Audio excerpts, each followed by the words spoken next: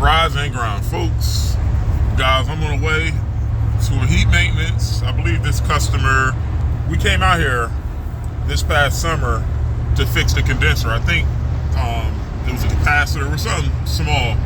But guys, this customer has a 2-zone setup. I remember the setup. It's kind of weird. He's like it's like a row home, and the furnace is on the 2nd floor, but he has 2 different thermostats, and he has his own dampers.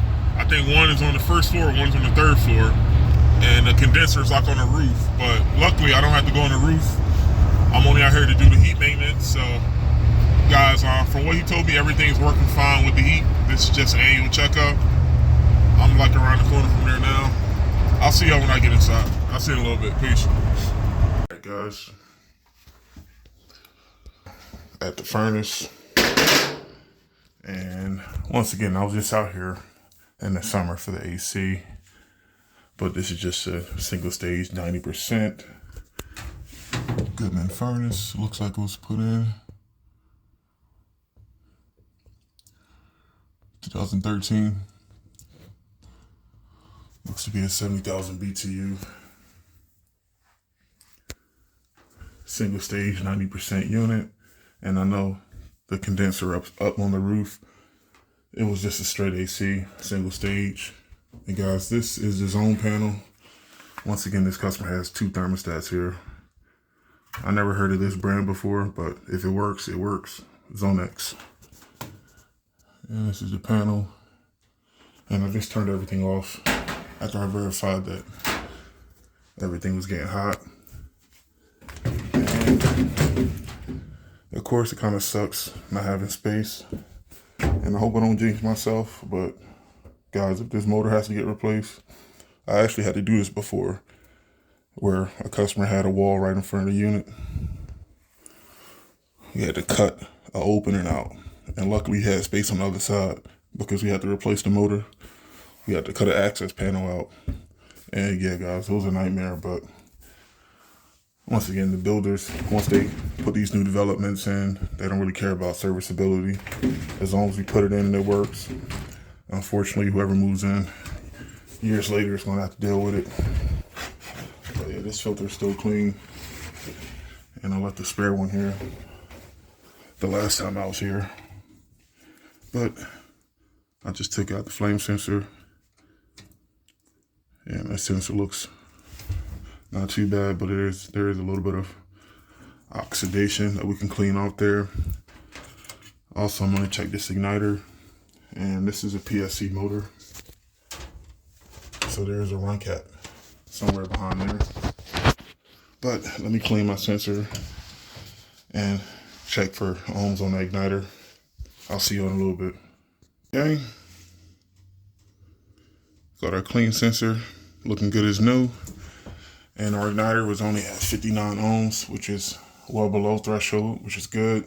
Remember, if these things get close to 100, even if it still lights, you want to bring that up to the customer's attention to replace it before it breaks. And our 10 microfarad cat is still within range.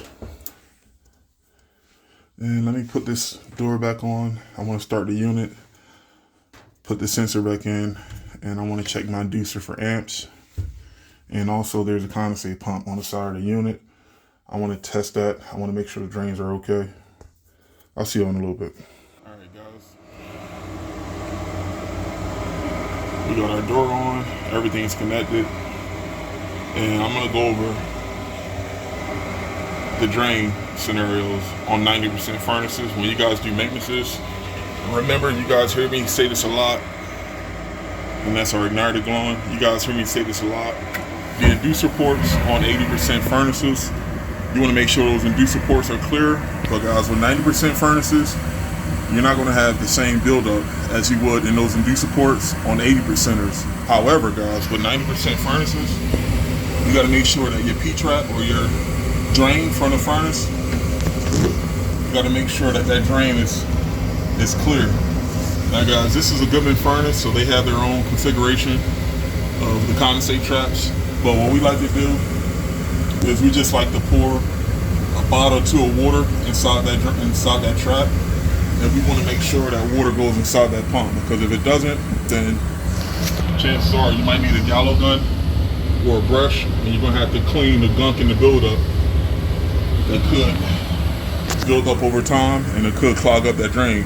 And unfortunately, the customer won't have water problems, because what will happen if the condensate trap or the furnace drain clogs up, your positive pressure switch will open up, and that will turn the heat off, and that will let the customer know that something's going on. So, of course, a clogged furnace drain, the AC drain, you have your float switches for that, but with furnace drains, that's why you have 90%, well, that's why you have positive pressure switches on 90% furnaces, which does plug into the collection box. So if something does back up and water doesn't drain out the furnace properly, now you're going to have an access of pressure inside your collector box, which is technically the outlet of the heat exchanger. If you have a collection of pressure in that box, that pressure switch is going to open, and that will alert, once again, that will turn the unit off, and that will alert the customer to call the technician out. But this trap looks clear, bone dry. I'm just going to pour some water in it and make sure that it's working, and we don't have a reason to mess with this. Both thermostats are working, and if you know, you know with this. I can tell you now, this is our supply air sensor, and unfortunately, guys, this is like 2 years ago.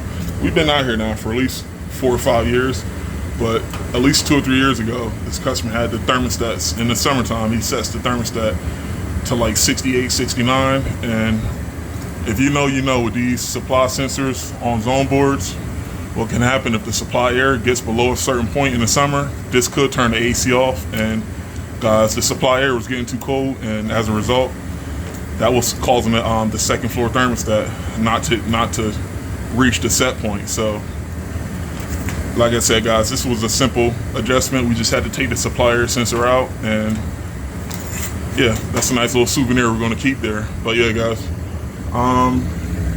that's all there is to it. I'm just going to get a couple of bottles of water, and we're going to test those drains. And we already got a new filter in, and this bad boy is ready for the winter. All right, guys, I got to go to the truck and get a couple of empty bottles, and I'm going to test the drains, and we're going to rock out. I'll see you on the next one. Beige.